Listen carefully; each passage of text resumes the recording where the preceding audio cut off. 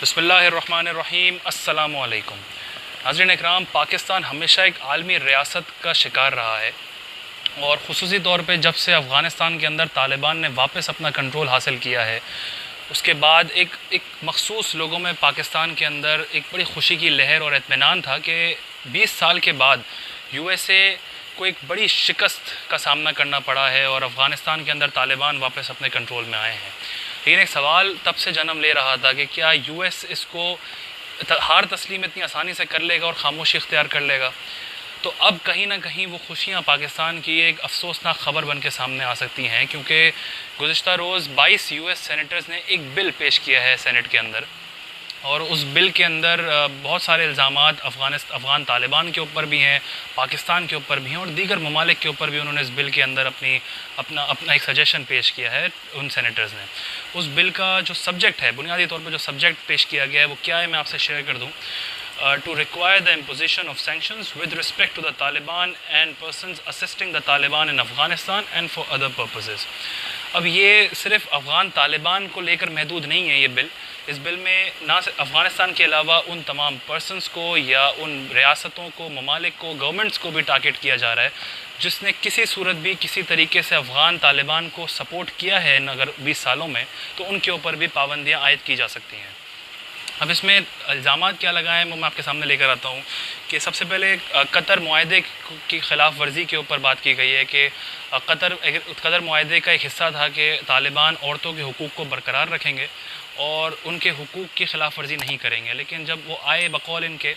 Senators کے، تو شروع میں ہی ایجوکیشن سیکٹر کو لے کر اور دیگر معاملات کو لے کر عورتوں کے اوپر پابندیاں عائد کر دی گئیں۔ ساتھ ہی ساتھ قطر معاہدے میں یہ بھی وعدہ کیا تھا طالبان نے کہ اب وہ القاعدہ سے تعلق ختم کر دیں گے، لیکن ابھی بھی ان کا تعلق القاعدہ سے بخوبی انداز میں نظر آ رہا ہے اور بہتر نظر آ رہا ہے۔ ساتھ ہی ساتھ مئی 2020 کی یونائٹڈ نیشنز کی رپورٹ کا خلاصہ بھی اس میں کیا گیا اور اس کو فردر ایکسٹینڈ کیا گیا ہے کہ ابھی بھی القاعدہ کے جو سینئر لیڈرشپ ہے وہ ابھی بھی افغانستان میں موجود ہے، اور فردر ڈیفنس انٹیلیجنس ایجنسی کے مطابق طالبان نے القاعدہ کے ساتھ بڑے کلوز ٹائز مینٹین کر کے رکھے ہوئے ہیں۔ سی آئی اے کے ڈیپیوٹی ڈائریکٹر نے بھی کنفرم کیا ہے کہ وہ ایک پوٹینشیل موومنٹ کی شروعات دیکھ رہے ہیں افغانستان کے اندر القاعدہ کی۔ مزید اس میں ایک اور الزام لگایا گیا ہے کہ کابل ایئرپورٹ پہ ایویکویشن کے دوران جو حملہ کیا گیا تھا جس میں یو ایس کے تقریباً 13 ٹروپس مارے گئے تھے اور 170 کے قریب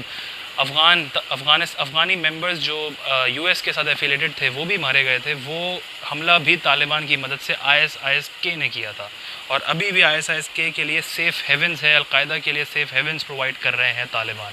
اب یہ تمام الزامات اور تمام معاملات کہیں نہ کہیں افغانستان کے لیے مشکل کا سبب بن رہے ہیں، اور اسی وجہ سے ان کے اوپر سینکشنز اور پابندیاں لگانے کی اس میں بل میں پیش کیا گیا ہے۔ اب اس کا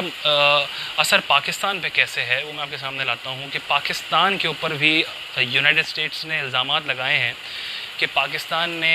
افغان طالبان کی مدد کی ہے مختلف سیکٹرز کے اندر۔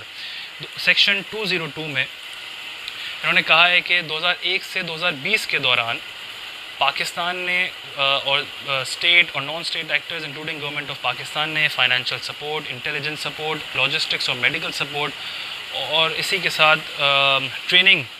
طالبان کو پرووائڈ کی، جس کی وجہ سے اسلامک ریپبلک آف افغانستان کی جو گورنمنٹ ہے وہ کولیپس ہوئی۔ اور اگر ہم تیسرے پوائنٹ پہ غور کریں تو یو ایس کے سینیٹرز نے یہ اس بل میں مینشن کیا ہے کہ سپٹمبر 2021 میں پنشیر ویلی جو طالبان نے اپنے کنٹرول میں واپس لی تھی، اس ویلی کو کنٹرول میں لانے کے لیے بھی پاکستان نے طالبان کو سپورٹ کیا تھا، جبکہ یہی وہی ملک ہے پاکستان جس نے 2001 سے 2020-21 تک سب سے زیادہ مدد اس دہشت گردی کی جنگ کے خلاف کی امریکہ کی، اور سب سے زیادہ نقصان بھی پاکستان کو ہوا۔ معاشی طور پہ لگ بھگ 126 بلین US ڈالر کا نقصان پاکستان کو ہوا، اور ساتھ ہی ساتھ 83,000 جانیں بھی یہاں سے قربان ہوئی ہیں۔ لیکن اس کے باوجود یو ایس کے مطابق پاکستان نے طالبان کو اس معاملے میں پورا سپورٹ کیا ہے۔ اب یہاں افغان طالبان اور پاکستان کے علاوہ اور بھی دیگر معاملات اور پرسپیکٹو کو ہر اینگل سے اس بل میں پیش کیا ہے۔ یو ایس نے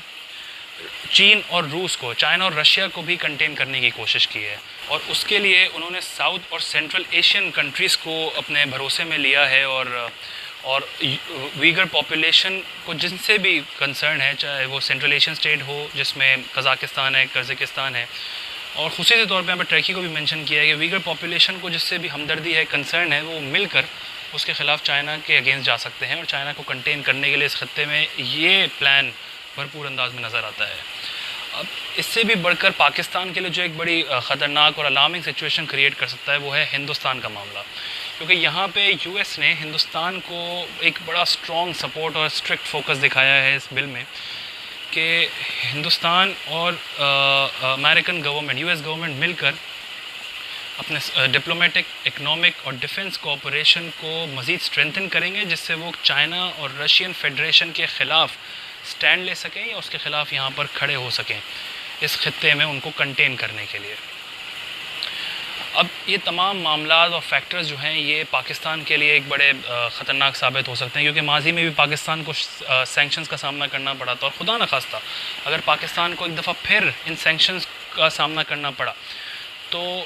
پاکستان کی جو ایک سروائیول ہم نے دیکھا اتنے سالوں میں آہستہ آہستہ بہتر حالات کی طرف جاتے ہوئے، وہ کہیں نہ کہیں ایک دفعہ پھر اس کی معیشت کا جو پہیہ ہے، اس ملک کے معیشت کا پہیہ، وہ متاثر ہوگا۔ اس سے تجارتی کام بھی متاثر ہوتے ہیں، تجارت متاثر ہو جائے گی، اور پاکستان کو معاشی طور پہ ایک بڑا دھکا لگ سکتا ہے۔ اور یقیناً ایک 20 سال کی اس محنت اور اس نقصان کے باوجود اگر ہمیں پھر ایک دفعہ خطرے کا سامنا کرنا پڑ رہا ہے سینکشنز کا، تو یہ ایک بڑی افسوسناک اور مایوس کن خبر ہے پاکستان کے لیے، جس سے دعا ہے کہ انشاءاللہ ایسا نہ ہو، لیکن ممکنہ طور پہ ایک قوی امکان نظر آ رہا ہے کہ افغانستان پہ تو لگے گا ہی سینکشنز اور پابندیاں، لیکن پاکستان پر بھی لگائی جا سکتی ہیں۔ آپ کی اس سب معاملات پر اور یو ایس سینیٹرز کے اس بل پر کیا رائے ہے، اس ویڈیو کے اوپر کیا رائے ہے، کمنٹ سیکشن میں ضرور شیئر کیجیے گا۔ ویڈیو پسند آئے تو اس کو بھی لائک اور شیئر کیجیے گا۔ شکریہ۔